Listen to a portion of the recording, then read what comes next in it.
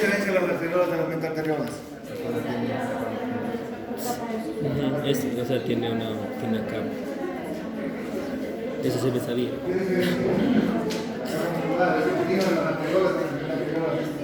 Que la...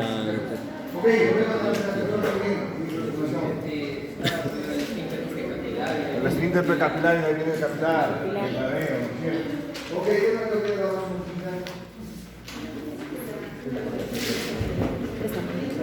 eso les digo primero hoy,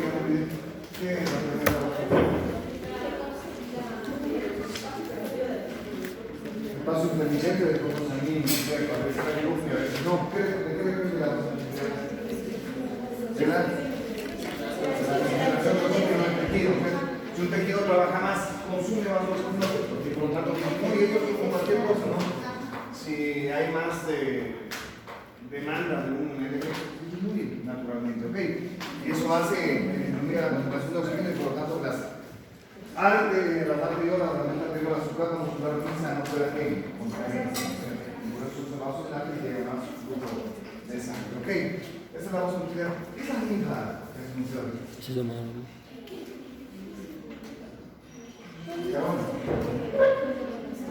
¿Qué es la linfa?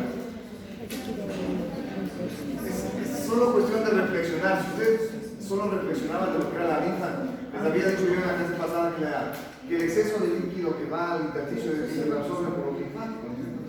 La linfa contiene ese líquido que es el líquido intersticial, sumado a algunas proteínas que hay en el intersticio que es lo que se encarga de absorber la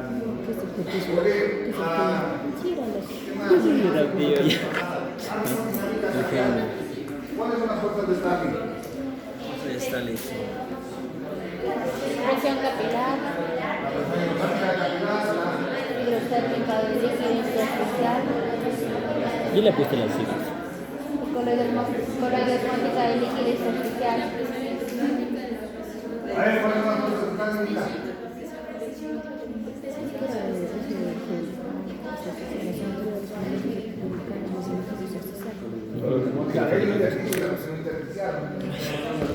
Solamente eso.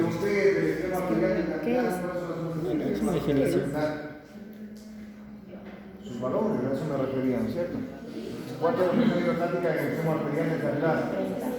Es 30, ¿no es cierto? ¿La presión coloidosmótica de plasma? 28. ¿Y la presión coloidosmótica de intersticio? Coloidosmótica del intersticio 8. 8, ¿no es cierto? ¿Y la intersticial de qué? 10. ¿Cierto? Estas son las fuerzas de Stalin en el extremo arterial. Y hablamos del equilibrio de Stalin, ¿no es cierto?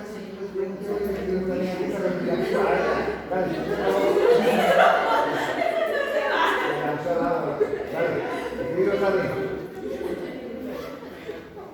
Ya que yo como en ya de bueno, ya después de esa última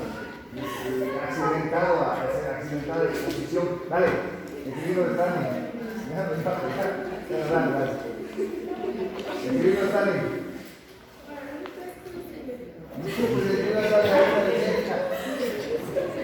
¿A qué se refiere el equilibrio de Stalin?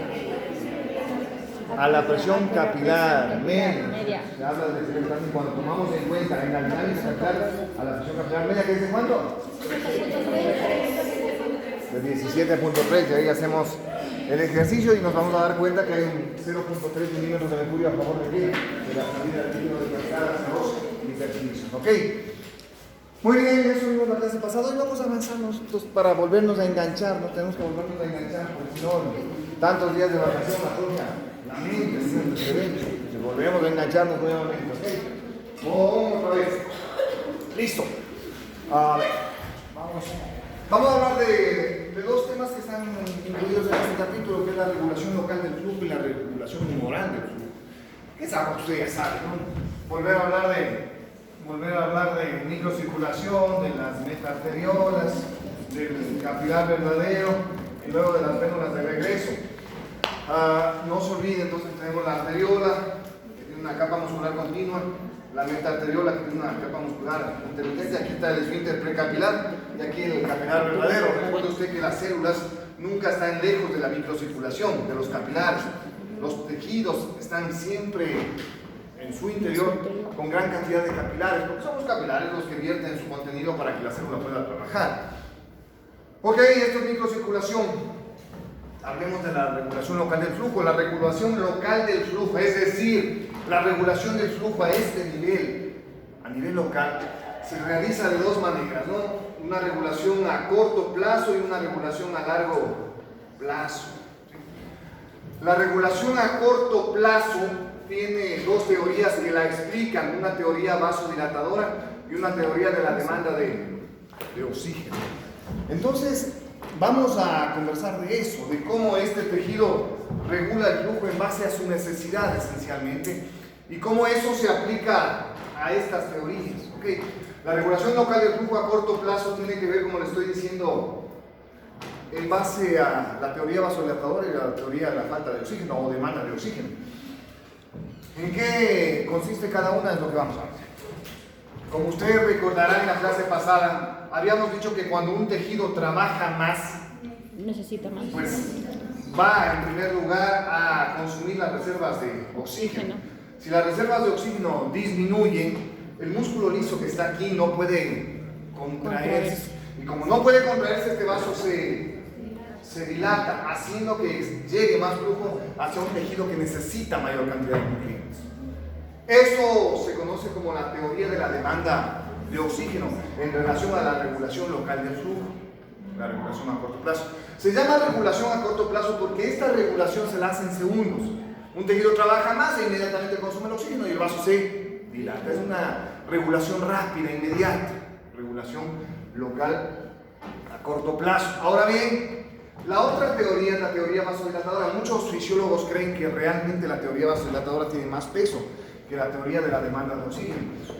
Podrían tener razón. ¿En qué consiste la teoría de vasodilatadora? Dice que cuando un tejido trabaja más, consume gran cantidad de oxígeno, el intersticio disminuye su concentración de oxígeno y eso produce sobre las células del tejido que produzcan estas células sustancias vasodilatadoras. ¿Cuáles son las sustancias vasodilatadoras? Esencialmente adenosina, CO2, lactato, hidrogeniones, algo de potasio.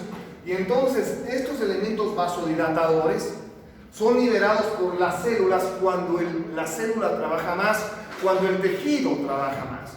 De manera que al ser vasodilatadores, ¿cuál es el efecto de todos estos vasodilatadores sobre el músculo liso?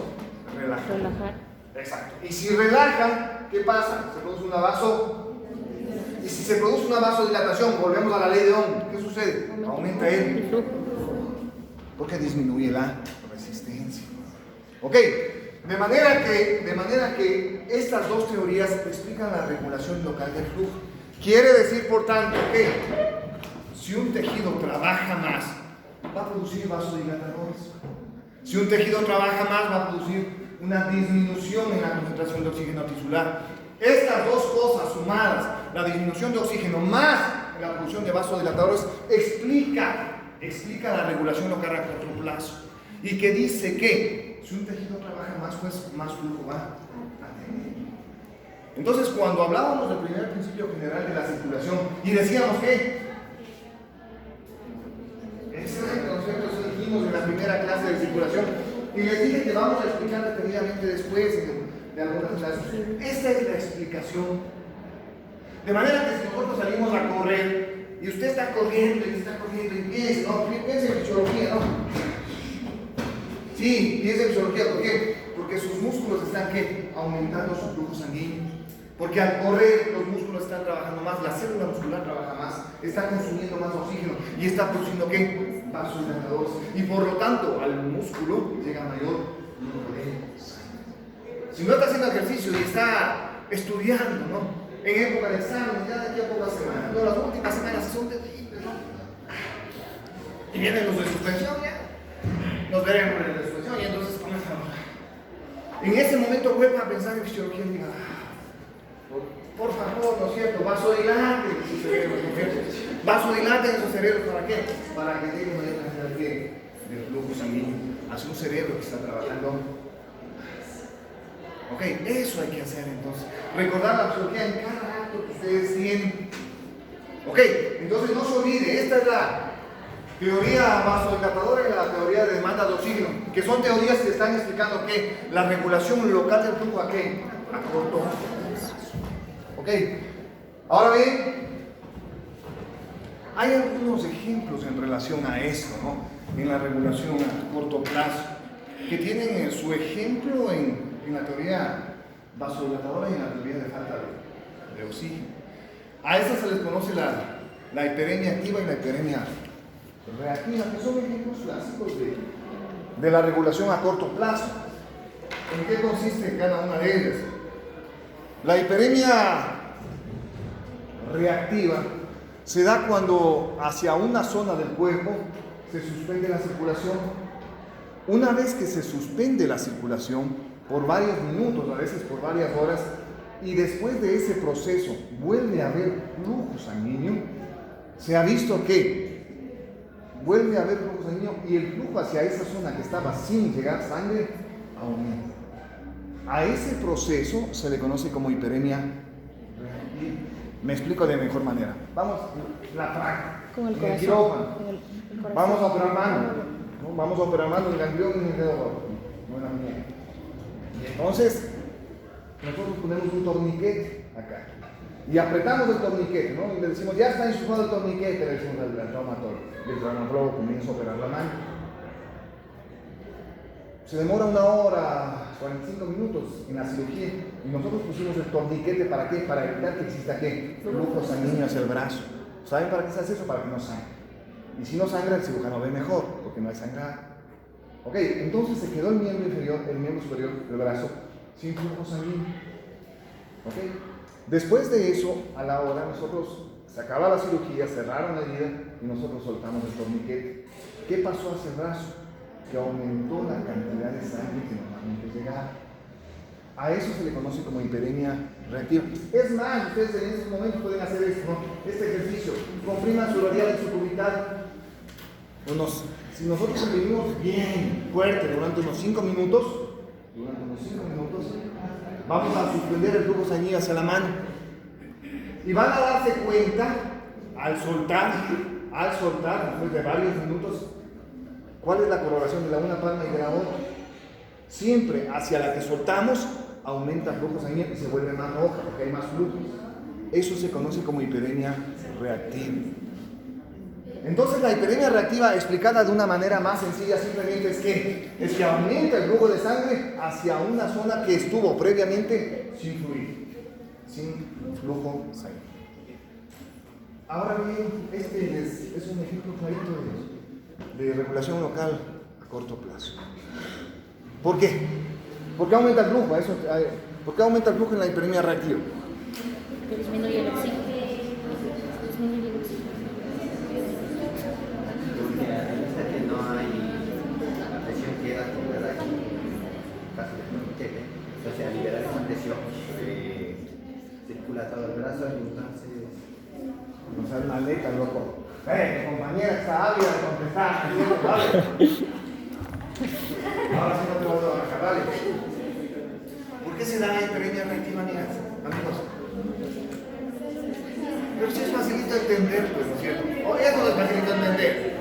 Eso no es facilito entender que si nosotros hacemos un torniquete y evitamos que llegue un poco de sangre acá, este miembro está sin ¿qué? Sin oxígeno, pues, ¿no es cierto? Y como está sin oxígeno, ¿qué pasa con los vasos? Con la capa muscular de los vasos ahí. Se relaja, por lo tanto el vaso está ¿qué? Dilatado, porque no se puede contraer. Y pasa dilatado 30, 40 minutos, ¿no es cierto? Hasta que soltamos el torniquete. En el momento en que soltamos el torniquete, la sangre llega hacia dónde? Hacia un área que está con vasodilatación. Y por lo tanto, hay mayor flujo sanguíneo.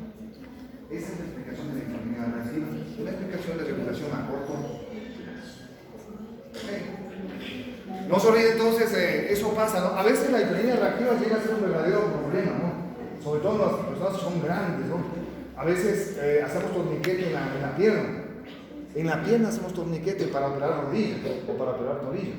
Y el torniquete hace que no vaya sangre hacia el miembro inferior. Pero ¿qué sucede? Que cuando nosotros soltamos el torniquete, va muchísima sangre hacia el miembro. Y de repente regresamos a ver la presión, y la presión está bajísima. Bajísima en relación a qué, a todo el cuerpo. ¿Por qué? Porque la mayor parte de la sangre se fue hacia una pierna que estaba vasodilatada. ¿Okay? Entonces, hay riesgo, ¿no? En la hiperemia reactiva. Bueno, la hiperemia reactiva entonces se explica en ese sentido. Una llegada de más sangre hacia una zona que previamente estuvo sin qué, sin flujo sanguíneo. ¿Por qué se da? Porque si no tenemos flujo sanguíneo, los vasos no se contraen simplemente y el vaso se encuentra dilatado. El momento en que vuelve a haber flujo, pues, la sangre llega hacia una zona que está ¿qué? Vasodilatada y por lo tanto aumenta el flujo de sangre. ¿Okay?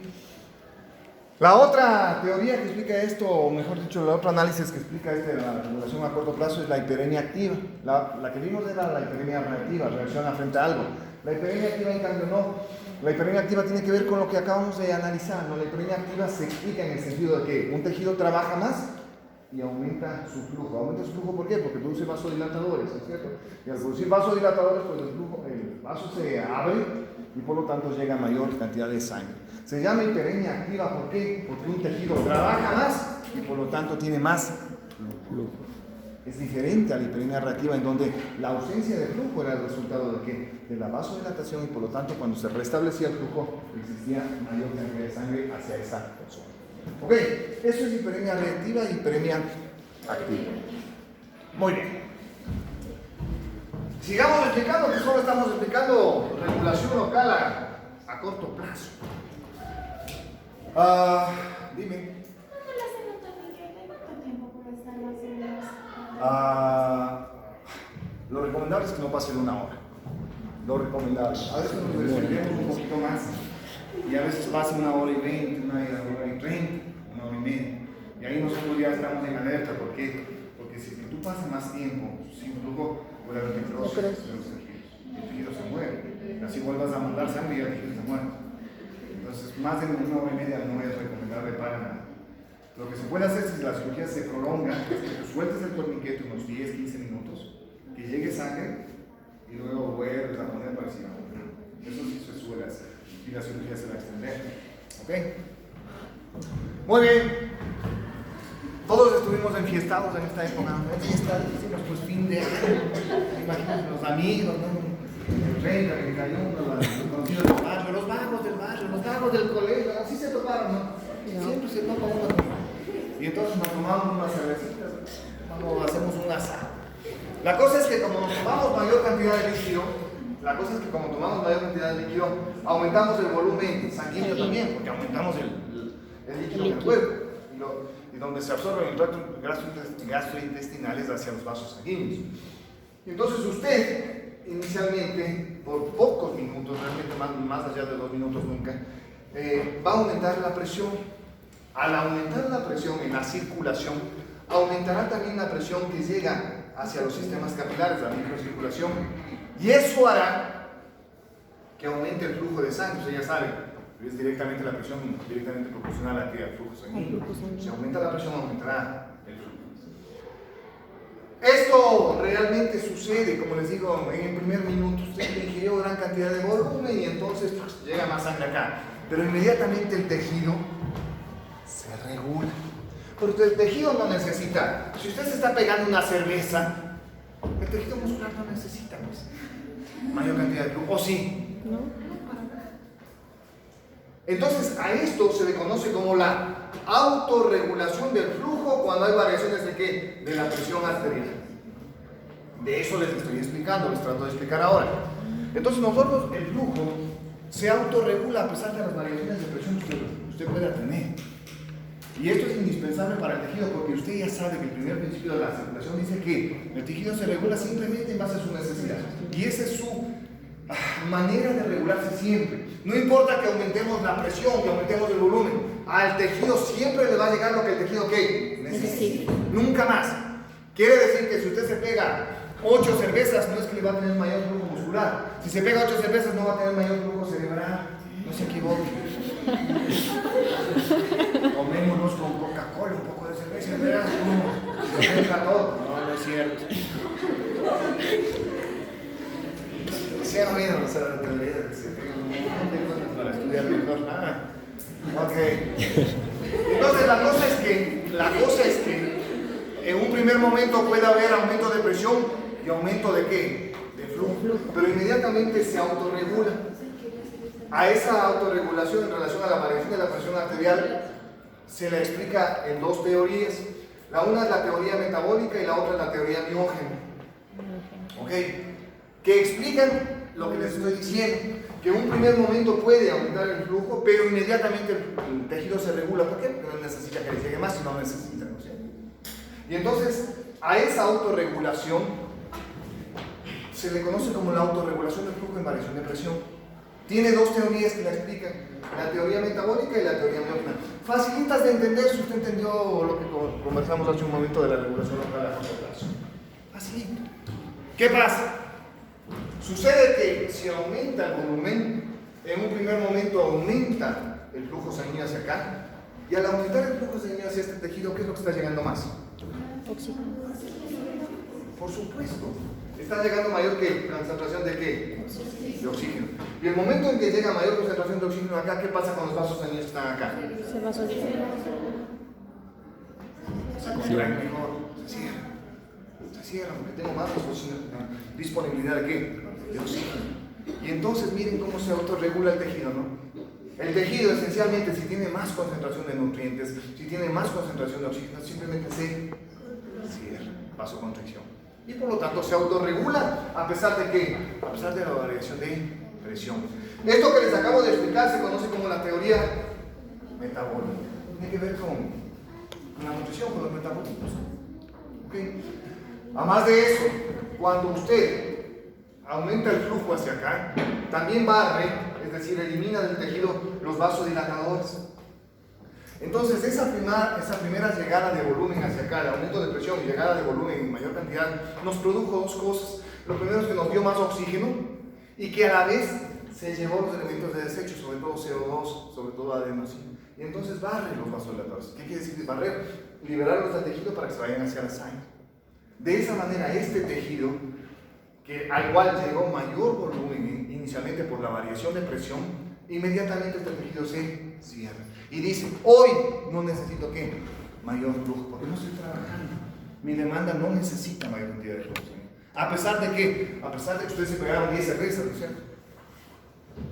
A donde quiero llegar es que, a pesar de que existan variaciones de presión en la sangre, hacia los tejidos jamás va a llegar mayor flujo de sangre si es que el tejido no necesita.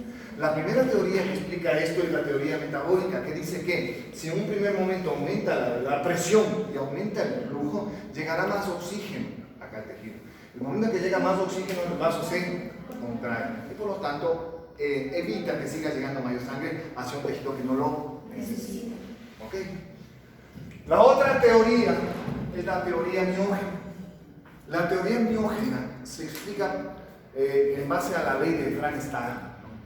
Usted recordará en el corazón, al distenderse por la llegada de más volumen, se contraía con qué? Con más fuerza, la autorregulación del bombeo cardíaco. Aquí en los vasos del músculo liso parece que sucediese algo parecido. Cuando llega un mayor volumen, se distiende el tejido, los vasos musculares, ¿no? El tejido muscular del vaso. Y al distenderse, se contrae con mayor eficacia, es decir, se cierra con un mecanismo de reflejo. A esa teoría, que viene del músculo, se le conoce como teoría miógena. Y de esa manera se autorregula el flujo en base al aumento o a la variación de presión. ¿Ok? De manera que sea con la teoría metabólica o sea con la teoría miógena, la variación de presión, que en un primer momento puede dar una variación de flujo hacia un tejido, inmediatamente se autorregula. Siempre un tejido va a estar autorregulándose simplemente en base a ¿qué? A su necesidad. No importa que usted esté variando la presión, no importa que usted se tome 2, 3, 4, 5 litros de agua durante todo el día. En un primer momento sí, puede ser que llegue mayor flujo hacia un tejido, pero inmediatamente el tejido responde ¿con qué? Con vasoconstricción si no necesita mayor cantidad de ¿qué? De flujo. La una teoría metabólica simplemente se explica porque a más sangre, más nutrientes, más oxígeno y el vaso se cierra. La otra teoría explica la teoría miógena, que llega sangre hacia un vaso, se distiende y el vaso de esa distensión se alinean mejor los filamentos de actina, de miosina y se contrae de mejor manera. E inmediatamente el vaso se cierra. Teoría miógena. Señores, esta es la autorregulación del flujo en variación de presión. Nuevamente estamos solo hablando de regulación local a corto plazo. Y hay otros tipos de regulación local a corto plazo. Y hay otros tipos de regulación local a corto plazo que no tienen que ver mucho con estas teorías, sino que tienen que ver con factores derivados del endotelio. Ustedes deben haber leído los factores derivados del endotelio, ¿no? Y aquí está el endotelio. Y hay factores derivados del endotelio, esencialmente el óxido nítrico. Esencialmente el óxido nítrico. Y entonces, está feísimo ese vaso. Entonces tenemos un vaso sanguíneo, tenemos las células endoteliales. Ya viene la arginina que está en el interior de la célula endotelial, se produce un aumento en la presión, ese aumento de la presión es captado por la célula endotelial y comienza a liberar óxido nítrico. El óxido nítrico es un gran vasodilatador, no lo deben olvidar. El óxido nítrico es un gran vasodilatador, de manera que, volvemos al ejemplo anterior, ¿no? Viene el aumento de presión, ese aumento de presión produce lo que se conoce como las fuerzas de cizallamiento, es decir, fuerzas de fricción en contra de la pared del vaso. Eso hace que se activen los procesos metabólicos y en último término va a producir ¿qué? Óxido nítrico. Libera la célula óxido nítrico. ¿Como respuesta a qué? Al aumento de presión. ¿Cuál es el fin del óxido nítrico? Vasodilatar. ¿Para qué? Para regular la presión que está pasando por el interior de un vaso sanguíneo. Entonces no debe olvidar que el óxido nítrico es un potente vasodilatador liberado por la célula endotelial. Ahora bien, muchos han estudiado el óxido nítrico muchísimo. Durante años ya estamos estudiando, yo entiendo, 25, 30 años, desde cuando yo estudiaba medicina estábamos hablando recién del óxido nítrico, ¿no? Y estábamos buscando la manera de hacerle práctico en la clínica, ya, es decir, en la práctica médica, ¿no? Imaginen ustedes tratar a un hipertenso con derivados del óxido nítrico, ¿no? O con óxido nítrico, de manera que una persona que es hipertensa puede dilatar el vaso y disminuir su presión. Okay. Desventajosamente el óxido nítrico tiene un problema y es su tiempo de acción. El óxido nítrico apenas dura 6 segundos, su efecto dura 6 segundos. Quiere decir que usted tendría que tomar una pastilla cada 6 segundos ¿para qué? Para obtener efecto, ¿no es cierto? En la práctica no ha dado resultado hasta ahora. Sí, en la práctica no ha dado resultado hasta ahora para tratar la presión, pero algunos derivados del óxido nítrico sí. Algunos derivados del óxido nítrico sí han dado efecto, como el sildenafil, por ejemplo, ¿no? El sildenafil es el famosísimo Viagra. El famosísimo Viagra. Les cuento la historia del sildenafil, ¿no? El sildenafil se usó como un derivado del óxido nítrico durante muchísimos años, ¿no? Y les estaban tratando a los mayorcitos para la hipertensión pulmonar. Se usa todavía para la hipertensión pulmonar, es decir, vasos pulmonares que están con mucha presión. Y entonces estaban usando el sildenafil para la hipertensión pulmonar, de manera que el ventrículo derecho no tenga que luchar contra una presión alta en el sistema pulmonar. Y entonces, eficaz, ¿no? Para tratar la hipertensión pulmonar. Disminuía la presión pulmonar, la presión arterial pulmonar. Pero de repente se dieron cuenta que a los viejitos que les estaban tratando para la hipertensión pulmonar, de repente, ¡pim! ¡pim! Cada vez que se pegaba el sildenafil. Entonces fue un hallazgo absolutamente casual que a la farmacéutica le dio miles de millones de ganancias porque la patentaron. Y entonces patentaron el sildenafil ¿para qué? Para tratar la disfunción eréctil, ¿no? Pacientes que eran impotentes, ¿no? A partir de los 60, 65 años que querían tener una vida sexual activa, ¿no? Que se conseguían peladitas de 40, 45 años. Y de repente estar ahí y no poder. Incapacitante, pues frustrante para la pareja, no sé, incluso para las parejas de años. Y entonces fue un hallazgo realmente importante en medicina el sildenafil. Ayudó a muchas parejas a mantener su relación, su vida sexual afectiva, su vida sexual. Ok, de manera que el sildenafil es un derivado del óxido nítrico, ¿no? Y como produce vasodilatación, simplemente produce vasodilatación de los cuerpos cavernosos y de esa manera mejora el llenado de los cuerpos cavernosos del pene y de esa manera evita la disfunción. A donde quiero llegar nuevamente es que recuerden ustedes que el óxido nítrico es un potente vasodilatador. Derivado del glúten. ¿Ok? Nos autorregula también el flujo sanguíneo local. Y hay un elemento adicional aquí, ¿no? En los endotelios. No solo se produce óxido nítrico, sino que cuando se aplastan los vasos, cuando hay trauma tisular, un corte, un aplastamiento de la célula endotelial, se libera este factor que se conoce como la endotelina. La endotelina, en cambio, es la antítesis ¿de qué? Del óxido nítrico. Es lo contrario.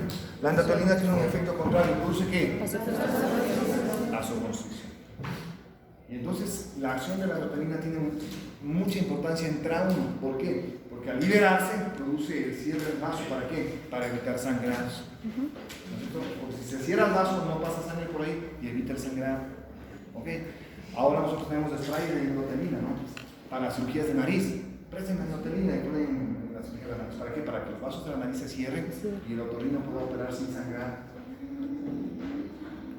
Entonces deben recordar ustedes que la endotelina se produce como trauma en un tejido como producto del aplastamiento o corte de un vaso y que este produce un arranque vasoconstricción. El efecto contrario del óxido. Los dos son los factores derivados de qué? ¿Ok? No lo olviden, estas son preguntas de los exámenes de acreditación profesional, no harán quedar mal. El óxido nítrico es vasodilatador, la endotelina es vasoconstricción. No se olviden.